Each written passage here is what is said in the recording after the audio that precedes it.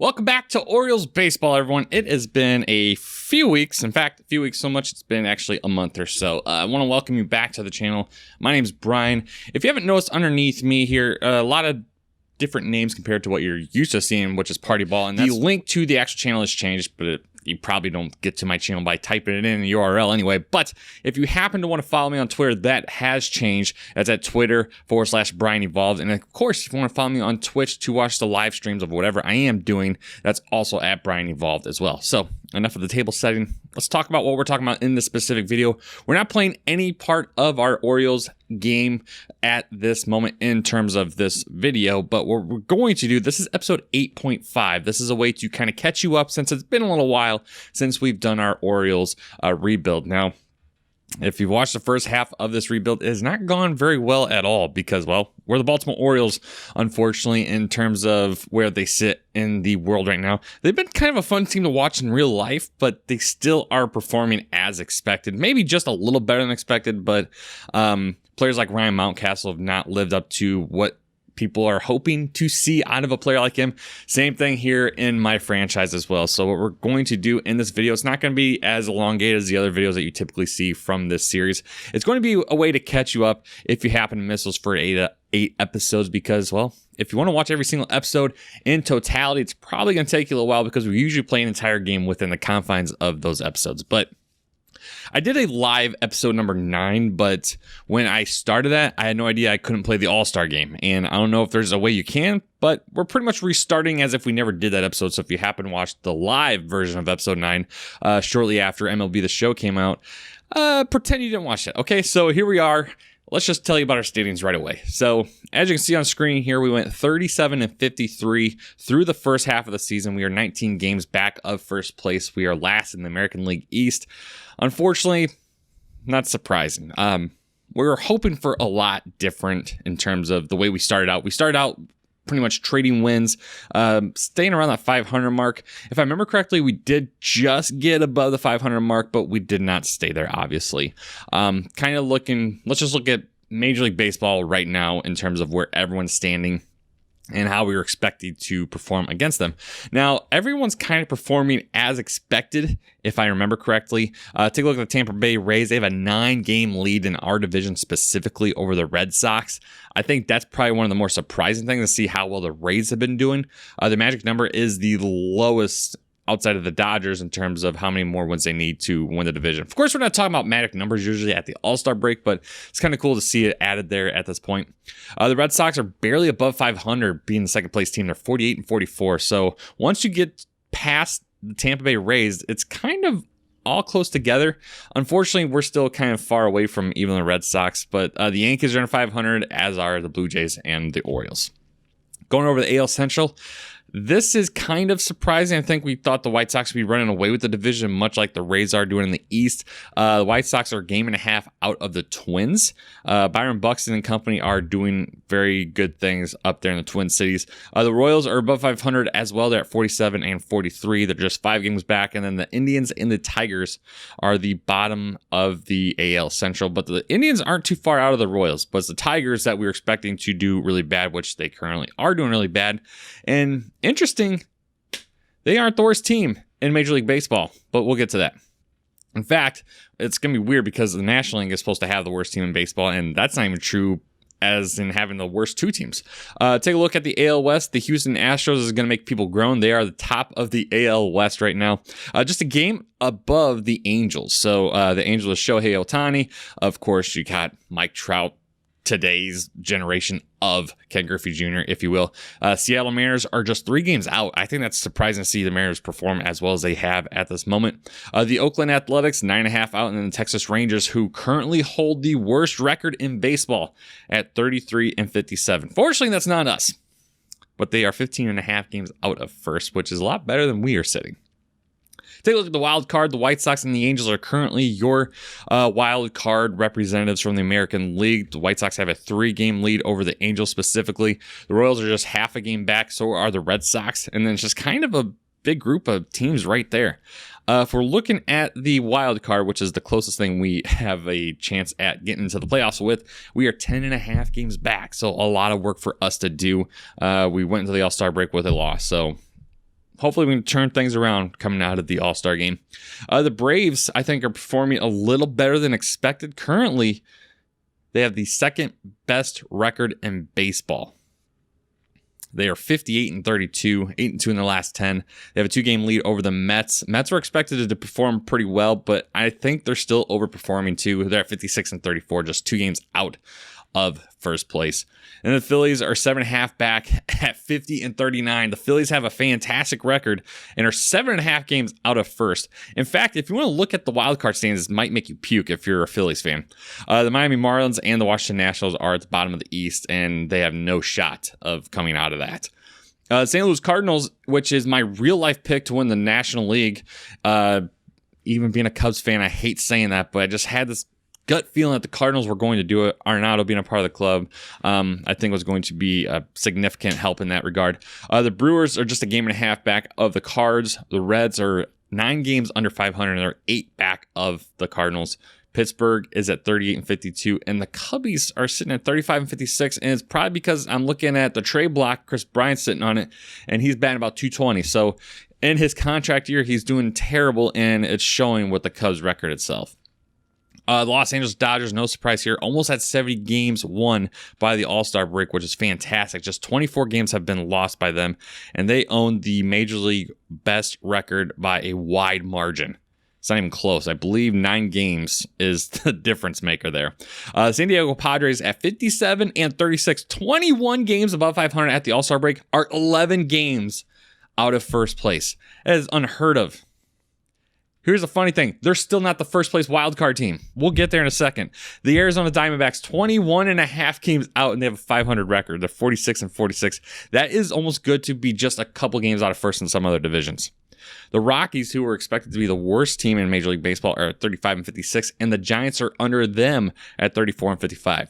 Take a look at the National League wild card. This is so unbelievable. Yeah, 56-34 New York Mets team, 22 games above 500, and they are a wild card team.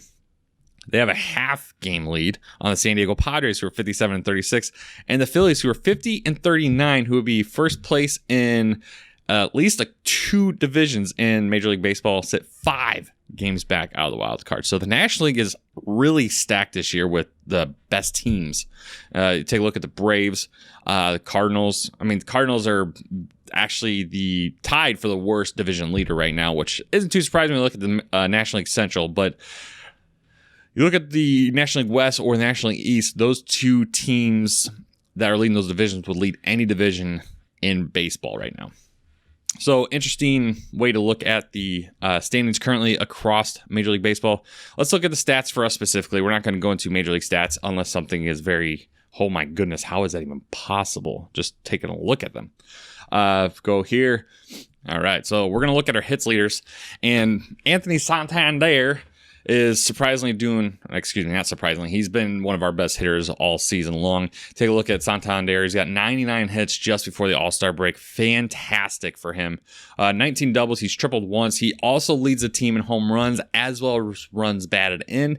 He has scored 46 times. He's walked 14, one of the actual worst in terms of your everyday stars for the Orioles. And he's struck out 66 times. It's kind of middle of the road for the starters there. He's averaging 270, on base is at 298. He's slugging 459. OPS is just under 800. He's at 757 and an OPS plus of 96. Could be better.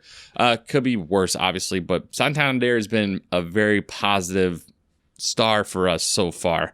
Austin Hayes, out in center field, he's been surprisingly good too. Had a leadoff home run with him in one of the games we played in the series. 88 hits for him. He's doubled 15 times. He's also tripled. He's got 14 home runs. So, I mean, I think he's performing above what we would typically see out of Austin Hayes. 38 runs batted in, 41 runs scored, and he's walked 20 times.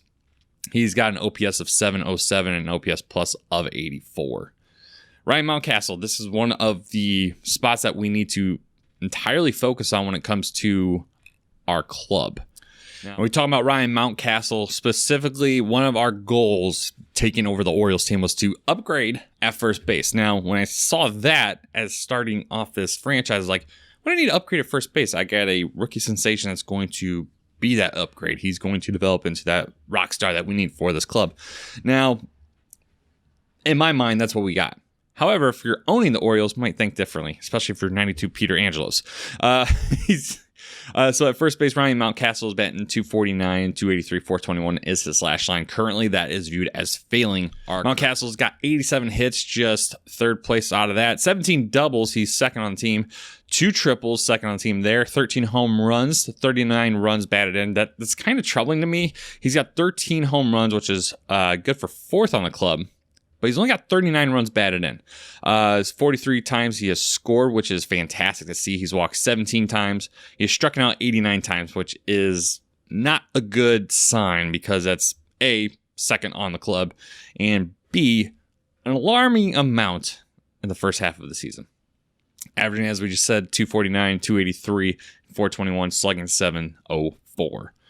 Yomer Sanchez, former Chicago White Sox, 87 hits for him, 16 doubles, and he's only homered 4 times. Now, one person I want to specifically highlight is Pedro Severino. The reason why is because Pedro Severino was the club's only all-star participant from the Baltimore Orioles. 71 hits catching for Baltimore, 15 doubles. He homered just 3 times, drove in 31 runs, 30 runs scored. He's walked 29 times, which leads the club. And he's been hit by a pitch 3 times, and he's struck out 70 times. He's slashing right now a fantastic 305, 389, 408 with an OPS of 796, which I believe of qualified players leads the club. Now, if you missed our last game, or excuse me, our last video, our last live stream, you might have saw something that happened, and you might see a name in here that doesn't look like a Baltimore Orioles player. We got Evan White from the Seattle Mariners. And if we're able here to check out the trade history here for us, just so you can kind of see, how did this happen exactly? Now, we traded DJ Stewart. Now, this is something I'm half regretting just thinking about it right now, but it was something different to try out.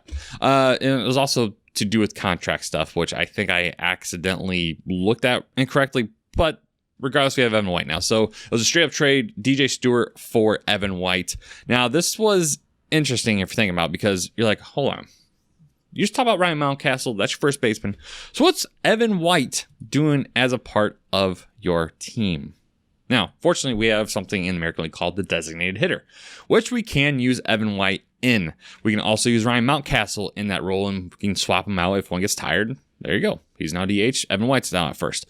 Take a look at Evan White. I don't know why I said Devin White.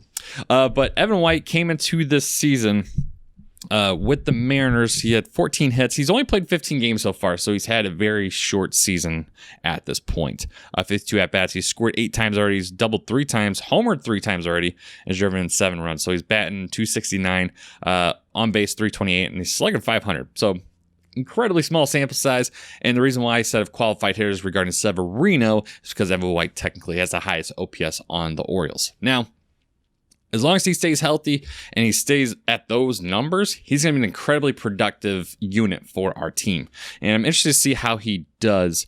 If you see in the game log there, it looks like that we had started the Kansas City game, and in the next video, we'll continue to finish that Kansas City game specifically. But this is an interesting thing I want to try out. Evan White has a long-term contract already signed, so he's going to be with us for a while. Take a look at his contract specifically if you're interested in that. This is where I screwed up, okay? So I saw 1.3. I was like, oh, yeah, I want that. And DJ Stewart was higher. However, this is definitely weighted on the back half of his contract. As you look, 1.4 next year, not bad. Then jumps up to $3 million. Then it goes up to $7 million. Then it goes a little higher to $8 million, then $10 million in his 2026 season. So gonna have to hope here that we did not put ourselves into a Chris Davis type situation, and that we took on a contract that's just going to absolutely burn us in about 6-7 years or so. And then speaking of Chris Davis, because you're probably wondering about him, right? So Chris Davis was someone that we did kind of flirt with using this season so far. And well, he's surprising he's playing exactly like you thought he would. You can't see it on the screen right here. It's on the second half of it, but he's played in 3 games so far this year. June 24th against Toronto in a 1-9 loss. He was 0 for 1, struck out. Against Cleveland in a loss 4-11. Struck out. And then his first game of the season against the Chicago White Sox, he went 1 for 4. He got a hit in his very first at bat, if I remember correctly, but he also did strike out once in that game as well. So incredibly small sample size with him. This is just one of those contracts that I don't know how I'm going to get out of. Like, I don't think we're going to find a suitable team for him that someone's going to absolutely say, yes, let's take Chris Davis, because those numbers are awful and we want to just burn money in our pockets. Finding someone to take on this contract and finding someone to take the chance on this player is not going to be easy, if even at all possible. So, as we talked about at the beginning of this whole series, this is going to be a player that's going to hinder us from doing anything with our team for some time. Now, take a look at our pitching staff. John Means. This kind of sucks to hear. Leads the team in ERA at 6.0. Not something that you particularly want to hear if we're looking at that. Take a look at this. And it hurts. But we're at a spot like that where we got a lot of work to do from the pitching staff standpoint. Felix Hernandez, King Felix, has got 100 innings pitched so far. He's allowed 18 home runs. In fact, if you look at our entire club, they're allowing an alarming amount of home runs from a starting staff standpoint.